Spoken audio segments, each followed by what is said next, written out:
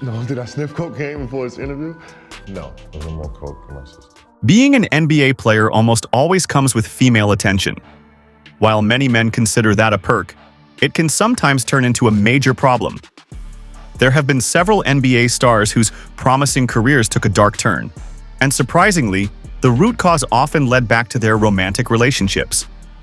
So here's a list of NBA players whose careers were seriously affected, even destroyed, by their girlfriends.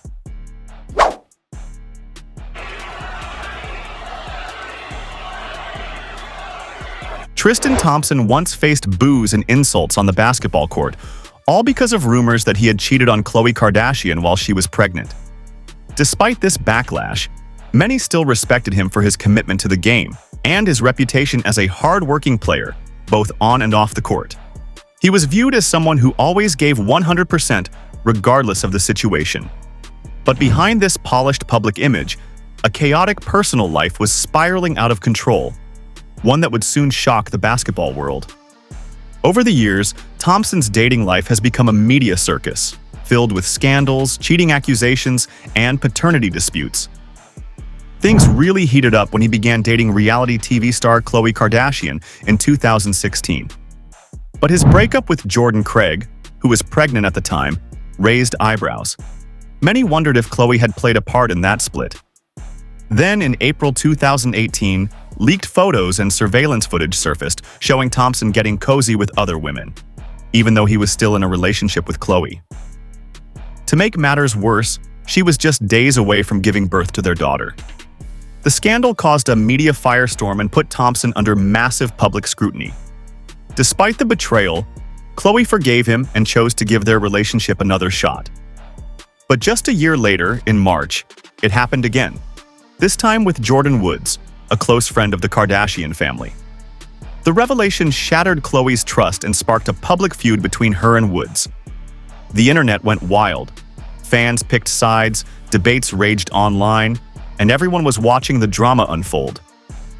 During one Cleveland Cavaliers game, fans even started chanting Khloe's name in the stands, showing how deeply the scandal had reached into the basketball world. Now, while basketball is a sport, it's also a big business.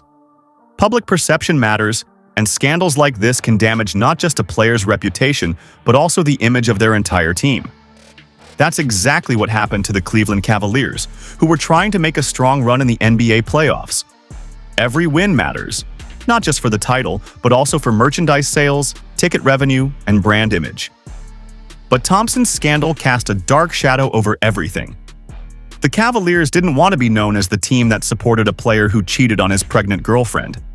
As a result, they made a tough choice. They benched Tristan Thompson during games 1-6 of the quarterfinals. His average play time dropped to just 3.83 minutes per game, far below his career average of 27.8 minutes. In some games, he didn't play at all.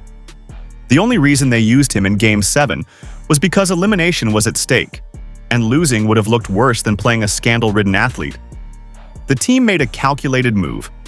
They would protect their brand image by keeping Thompson off the court unless absolutely necessary. But Thompson's troubles didn't stop there. Over the next few years, he continued making headlines for all the wrong reasons, from more cheating rumors to ongoing paternity battles. His name stayed in the tabloids, and not because of his performance on the court. And just when things couldn't get worse, the NBA suspended Tristan Thompson for 25 games without pay after he tested positive for 2 banned substances, a growth hormone and a performance-enhancing steroid. This latest controversy dealt a heavy blow to both his career and his public image. Khloe Kardashian's ex-husband, Lamar Odom, was reportedly in critical condition after being found unconscious at a legal brothel in Nevada. According to the Nye County Sheriff's Department, the former NBA star was discovered unresponsive at the Love Ranch in Crystal, Nevada.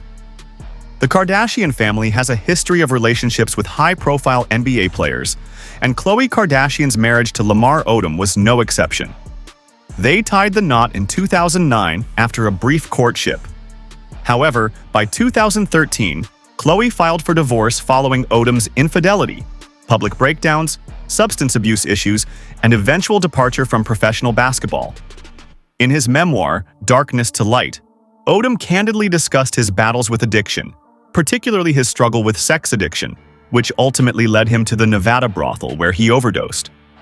Despite his achievements on the basketball court, Odom's personal life was marred by turmoil. His marriage to Khloe Kardashian was under constant media scrutiny, and the pressures of fame and maintaining a high-profile relationship took a toll on his performance and well-being. Their whirlwind romance captivated fans and media alike. In 2009, after just a month of dating, they married in a lavish ceremony surrounded by family and friends. Odom once remarked that Khloe's eyes reminded him of his mother's, which deeply affected him upon their first meeting. However, behind the scenes, cracks began to appear in their seemingly perfect relationship. Odom's struggles with substance abuse, particularly cocaine, began to overshadow their fairy tale romance. As the years progressed, his addiction strained their marriage, leading to their separation in 2013 after 4 years together. In October 2015, a distress call was made to the Nye County Sheriff's Department at approximately 3:15 p.m. Odom was found unresponsive at the Love Ranch in Crystal, Nevada. He was initially stabilized and taken to Desert View Hospital in nearby Pahrump. Due to his height of 6 feet 10 inches, he couldn't be airlifted and was instead transported by ambulance to Sunrise Hospital and Medical Center in Las Vegas. Dennis Hoff, the owner of the Love Ranch, stated that Odom had been picked up from a residence in Las Vegas on Saturday. He mentioned that Odom seemed happy and was resting well during his stay. On the fateful Tuesday afternoon, 2 women checked on Odom after not hearing from him since the early morning. They found him face down and unconscious. Following the instructions of a 911 operator, they turned him on his side, at which point he began vomiting. Hoff noted that Odom had been consuming herbal Viagra and cognac, but claimed no knowledge of any other drug use. Despite the personal challenges he faced, Odom's impact on basketball was significant. His versatility and skill set him apart, and he was known for bringing excitement to the game. Odom won 2 NBA championships with the Lakers in 2009 and 2010. His last NBA appearance was in 2013, and he gained additional fame through his marriage to Khloe Kardashian. I'm a fun guy, and I don't really play into all the gossip and things that take place, but that's... Kris Humphries, known for his brief 72-day marriage to Kim Kardashian, faced significant public scrutiny that extended into his basketball career. Despite a promising career that began with early success in swimming and eventually led him to the NBA, his personal life became a focal point. In May 2011, Humphries proposed to reality TV star Kim Kardashian after a whirlwind romance. They married in a lavish ceremony that was widely publicized. However, rumors soon emerged suggesting that their marriage was merely a publicity stunt. Humphries denied these claims, asserting the authenticity of their relationship. The intense media scrutiny affected Humphries' public image, shifting perceptions from a respected athlete to a tabloid figure. He experienced anxiety and found everyday tasks overwhelming due to constant public attention. The negativity also impacted his basketball career, with fans questioning his commitment to the game. Humphries expressed his frustration, stating that he felt unfairly judged and misunderstood. Despite the challenges, he remained resilient, finding solace in basketball and support from his family. The court became a sanctuary where he could focus on his performance and prove his worth. However, the ongoing public scrutiny took a toll on his mental health. He went through a period where he avoided leaving his home, feeling as though the world harbored unwarranted animosity toward him. Throughout this difficult time, his family provided the support he needed to persevere. Reflecting on his marriage to Kim Kardashian, Humphries acknowledged the lessons he learned and the personal growth he experienced. He recognized that while he couldn't control public perception, he could control his response to it. Whispers and speculations began to surface, which seemingly had a direct effect on one of the NBA's top talents, Roy Hibbert. At the time, the Indiana Pacers, once a powerhouse in the Eastern Conference, began to show a significant decline in performance. Rumors circulated that the reason behind their struggles might stem from issues in the personal life of one of their key players.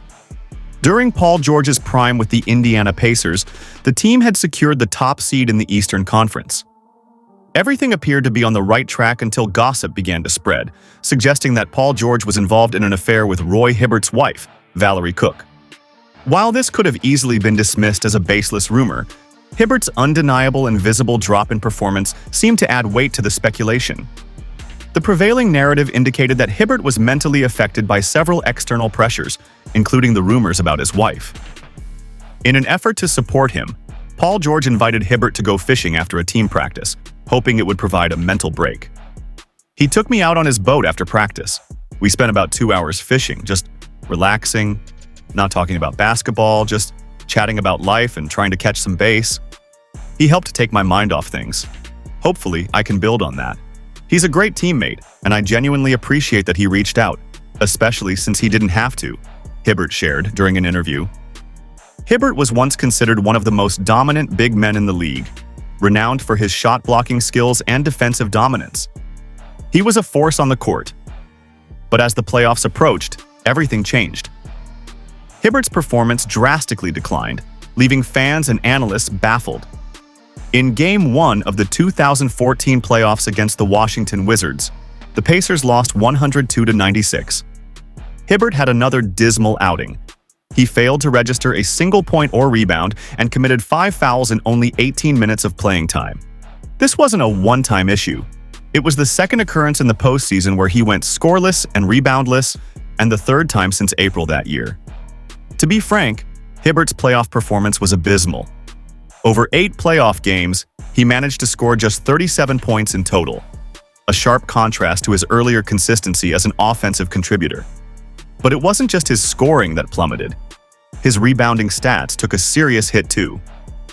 In March of that same year, he averaged a decent 4.6 rebounds per game, which fell to 3.2 in April, and by the postseason he was grabbing just 3.3 rebounds per game.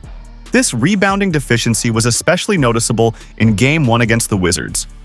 The Pacers were out-rebounded 53-36. Washington collected 17 offensive rebounds, converting them into 19 second-chance points, a complete collapse for Hibbert and his team. Frustration with Hibbert's lackluster performance grew among teammates. Paul George voiced what many were thinking. "We're at a point where we really need Roy, and we need him right now," he said, following the loss. The team was depending on Hibbert to make an impact both offensively and defensively, but he was falling short in both areas. Whispers and speculations began to surface, which seemingly had a direct effect on one of the NBA's top talents, Roy Hibbert. At the time, the Indiana Pacers, once a powerhouse in the Eastern Conference, began to show a significant decline in performance.